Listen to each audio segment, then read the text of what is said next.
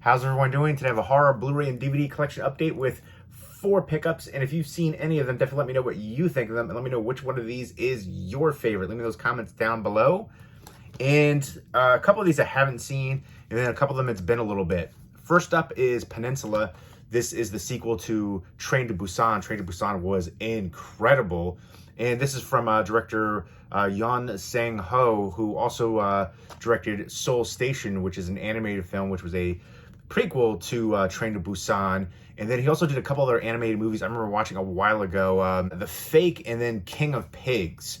Both of those were dramas. It's so interesting to see, the different cultures. So it's those kind of films wouldn't be represented, especially the way that the story plays out in certain, instances and aspects of the storylines. You just wouldn't see that in American culture for the movie. So I think it's kind of interesting in that regard. Some subversive stuff too that is talked about, and I think a lot of it has to do with how different cultures deal with sexuality, religion, suppression, repression of certain things and the emotions, and how that is shown in movies. It's an outlet. So, but I digress. Let's get back to this one. I actually really enjoy this one. This one got like a lot of hate, and I feel like it's pretty standard formula that we see for a lot of zombie outbreak infected movies. And I remember a lot of people complaining it's more about human versus human than the zombies. That was like the biggest complaint I heard a lot of people. That's like every zombie infected outbreak post-apocalyptic movie ever. It's always comes down to humans are humans' own worst enemies, more so than whatever other threat there is out there. Like that's always there too. And so I just thought that was kind of crazy that's like the main criticism I heard for it. This guy has to go back into this isolated area. It's in the Peninsula on a mission, and then he finds out there are a lot of survivors, and then there's some military, and he has conflicts with them, and he's trying to escape and fight to survive. It's got a lot of great action and intense thrills. I thought it was palpable tension. I really enjoyed it. The effects were great. Good suspense and action sequences throughout. Fast-paced action horror. Again, pretty formulaic. We've seen this kind of concept before. It pales in comparison to Train to Busan, but I still think it's actually a really good film and one that I enjoyed, and I can see myself rewatching again. So that's why I'm happy to have this one in the collection now. It's a wild ride and an entertaining zombie movie. There's a ton of zombie movies out there. Let me know of a zombie movie you think is underrated that deserves more appreciation. A couple underrated zombie movies that I think deserve more appreciation are Fido and then Juan of the Dead, a Cuban zombie movie very much in the vein of Shaun of the Dead, that same slacker feel going on to it, but very entertaining too. It does have some bonus features on. I like the making of, like for a lot of movies, I'll check that out. And it's so interesting to see what they went through. Sometimes a lot of tedious struggles and stuff to get a certain scene right, and just hours for certain scene that has to be done a particular way. I find it very intriguing. So Peninsula right there deserves more love in my opinion. And then next up we've got Chrome Skull Laid to Rest 2, directed by Robert Hall, who did Almost Human, and then I think it was Post-Human. Special effects, makeup effects studio. He's been around for a long time, incredible in that field. He worked on Buffy. He worked on a ton of different. I know he worked on the Crazies remake, which I actually really enjoyed that one too. That one got a lot of criticism, but just a ton of stuff. But he directed the first Laid to Rest movie, which I really enjoyed that one for a slasher. There, needs to be fine-tuned a bit. Some of the editing could have been better, but I really enjoyed it, especially, with the camera aspect too. He's got this camera right there where he films on his shoulder, a lot of the kills and stuff like that. Some brutal kills. The gore effects are incredible. That's what he's known for. He also directed a movie that was based on his life called Lightning Bug, which I really enjoy the heck out of that. I have it on DVD. I do want to pick up the Blu-ray for it though. But sadly, he passed away a couple of years ago now, Robert Hall. I really enjoyed him as a director, and of course as, makeup and special effects guru. This one right here is the follow-up to Laid to Rest. He's injured. He's trying to recover. He's got his, his protege or assistant, Brian Austin Green, helping him out, and also, killing too, and then he comes back and kills a lot. And I know there's some back and forth between some different characters. You have Danielle Harris in here too. She's always amazing and stunning. I'm a big fan of hers for a long time. She was in my favorite action movie of all time, The Last Boy Scout, with Bruce Willis and Damon Wayans. I love that one so freaking much. The intro for that one too with Billy Blanks, so good. It's a wildest intro for a movie for me. But that one is a great mixture of, you know, action and comedy. And I love young Danielle Harris in there. She's the daughter of Bruce Willis. Now they go back and forth. So many great scenes in that one. That one does not get enough love. Tony Scott directed that one. But that's always been a personal favorite of mine. But she's been in a ton of movies, especially when she was younger. You know, Don't Tell Mom the Babysitter's Dead, Halloween 4, 5. And then, you know, obviously Rob Zombie's Halloween. So, you know, she's been in the Hatchet movies now too, a ton. She's a Scream Queen legend at this point. But I'm a fan, so anything that she's in, I'll give it a fair chance and check out.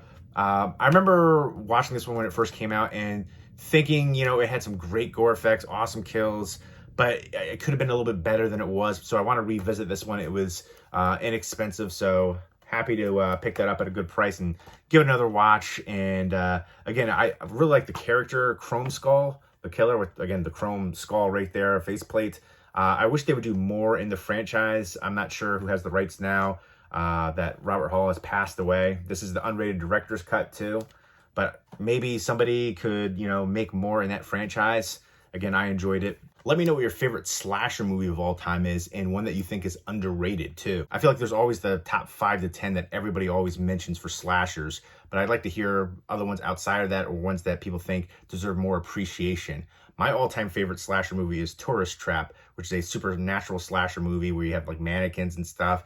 And Chuck Connors plays Mr. Slauson, and you also have Tanya Roberts on there. Really good cast. But that one always creeped me out, and I still think it's effective today. 70s horror movie. But for me, that's my favorite slasher movie. And I love that one so much, and I think it deserves way more appreciation. So I actually think it's underrated too. Next up is a DVD series, which I had never seen before. It's from Mill Creek. It is called Forever Night. It is a Canadian vampire series. It is based off of a TV movie called Nick Knight, where the character Nick Knight here is a 13th century vampire living in modern day Toronto. And I want to say this is 1992 to 96 for this series. And it's basically about him as a police officer using his powers to, you know, help people that he once would have, you know, preyed upon. And then he's trying to, I guess, reverse his vampiric state and redeem his soul. And I think he has, you know, run in with who created him as the vampire. A lot of other run-ins and drama going on mixed with the horror elements. So this is one that I've heard before, but I never saw it. So happy to check this one out and add it to the collection. Let me know what your favorite horror TV show is. And I don't like the packaging on this one. I could say that. Mill Creek, for the longest time, they've been known for like budget buys and stuff like that. And the packaging hasn't always been great, but I feel like they've stepped their game up for the packaging, especially like for the Blu-rays, for the retro VHS slipcovers. Those are amazing. If that was like another company, you'd be paying like triple the amount, you know, for the collector's edition, for the slipcover and new artwork and stuff like that. And the steelbooks they've been doing for a long time, like Lionsgate's been doing them with those protective slipcovers with the different artwork underneath. Companies like Mondo and Mill Creek have been doing that for a long time. But it's great to see other big studios doing that same kind of thing now, and some awesome, amazing steelbooks coming out. But I do feel like Mill Creek has upped their game. They've always been great with their TV releases, but the packaging has come a long way. But this one, this came out, I think, a few years ago. But yeah, this one is, you know, back to their old ways. Again, it's, you know, how cheap it is to make them, but I don't like the way these sleeves are just loose like this. And then the discs in here, it can rub. For Blu-rays, they have the extra coating, but for DVDs, they don't. But hopefully there will be no issues there. Disappointing on the packaging, but hopefully, you know, everything plays well. And, you know, I take care of my movies, Blu-rays, DVDs, TV shows, all that kind of stuff. I don't, you know, throw them around. It's like, I remember people when they had CDs, I would, you know, they'd put them in the car, just be on the floor. And like, I remember for movies too, people would have movies and they're like all scratched up. I was like, what are you doing? Are you like throwing them in a pit of gravel? Like, I don't understand. Just take them out, put them in the player, put them back in.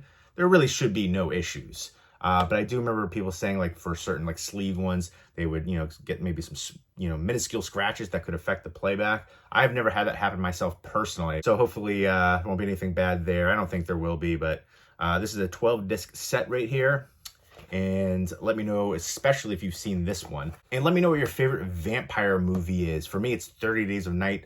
I love that one. A great aspect of the vampires utilizing the 30 Days of Night in Barrow, Alaska. There's other places that have, extended periods of darkness. So I thought that was really cool. Just the gritty, dirty, nasty vampires, their language, the way they talked, and then the blood pops in the white snow. Again, that sense of isolation too, where they can't get away. So I just really enjoy the heck out of that one. But I know a lot of people, Fright Night, Lost Boys are always up there. You want to put old school Nosferatu, Dracula, stuff like that, Bram Stoker's Dracula. There's a bunch of great ones out there for sure.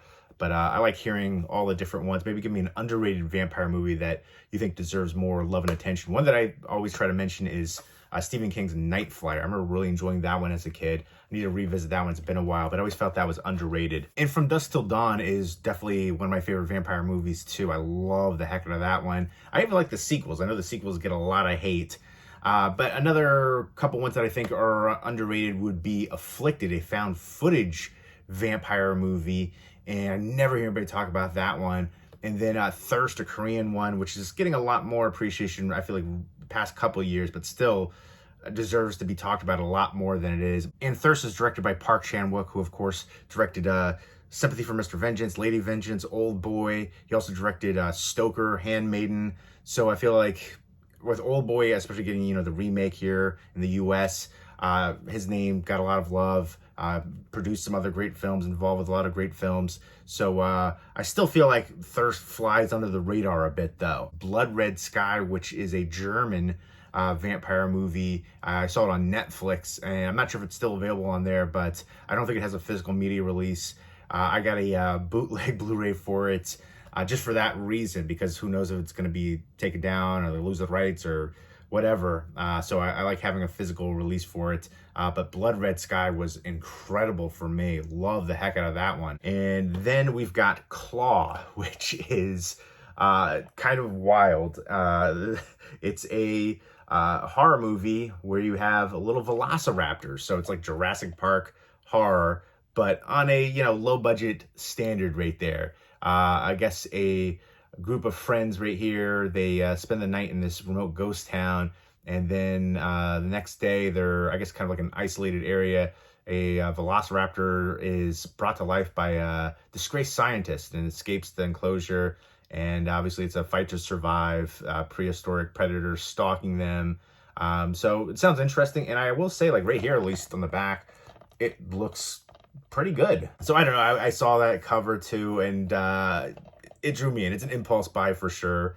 I'm hoping for good things, but again, like, I was expecting for the budget, the suit or whatever, not to be that great looking, but on the back, my hopes are kind of, I'm not going to say they're elevated, but I'm going to temper my expectations. But from what I see, it doesn't look too bad effects wise. So hoping it'll be decently entertaining, maybe even cheesy entertainment horror wise.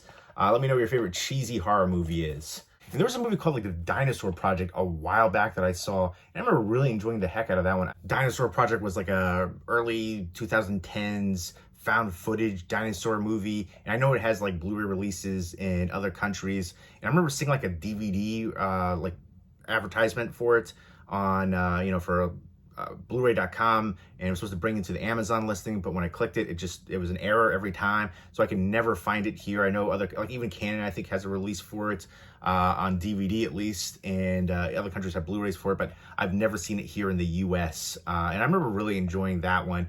It was, rough around the edges, but still a cool concept, and I like the found footage aspect for it.